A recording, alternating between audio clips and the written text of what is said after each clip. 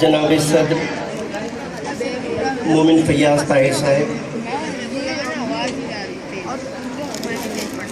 जनाब खुर्शीद बदरुद्दीन अंसारी साहब,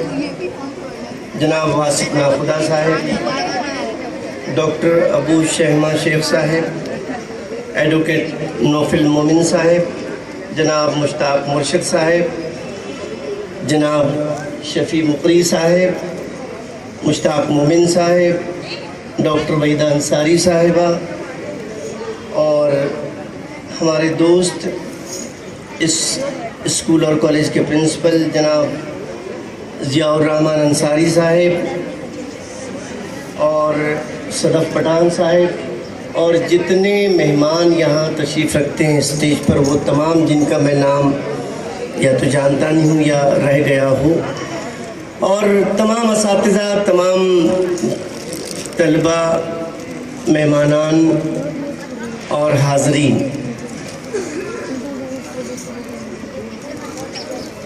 इस कैंपस में आने का मेरा ये पहला इत्तेफाक नहीं है। आज से तकरीबन 7-8 साल पहले डॉक्टर वहीदा मोमिन इस बात की शाहिद हैं कि मैं यहाँ पर एमए पढ़ाने के लिए कुछ रोज़ तक आता रहा। मैंने एमए उर्दू भी यहाँ पढ़ाया और इस्लामिक स्टडीज़ भी पढ़ाई है मैंने।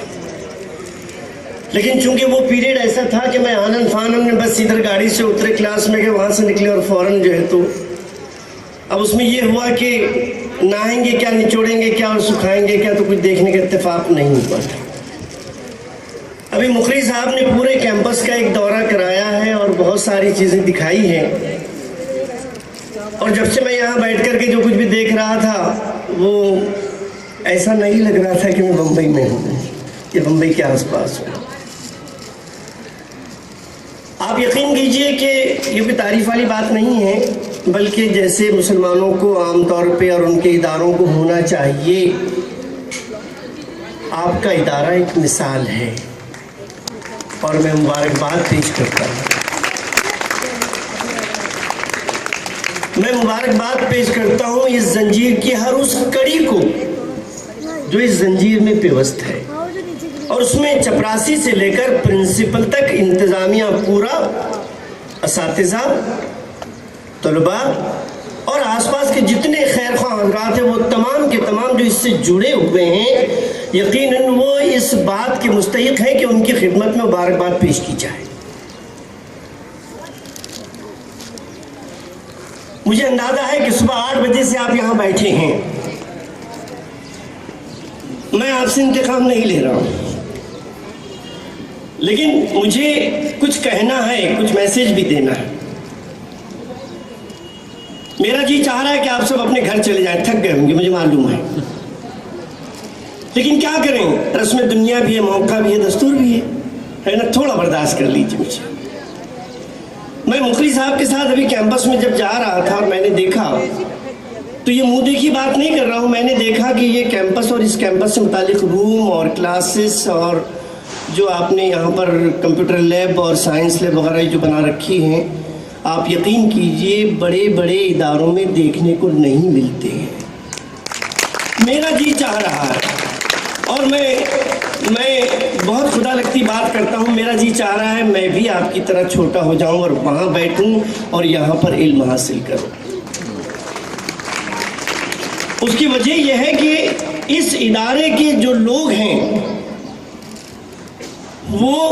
पैगंबराना काम कर रहे हैं। वो चाहते हैं कि ये कौम जो दलितों से भी बदतर हो गई है, जो पिछड़ों से भी पिछड़ गई है, जो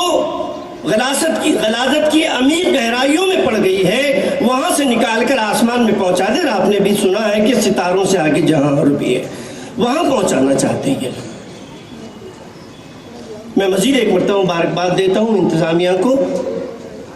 इस इदारे के चलाने वालों को, इस इदारे से जुड़े हुए हर शख्स को।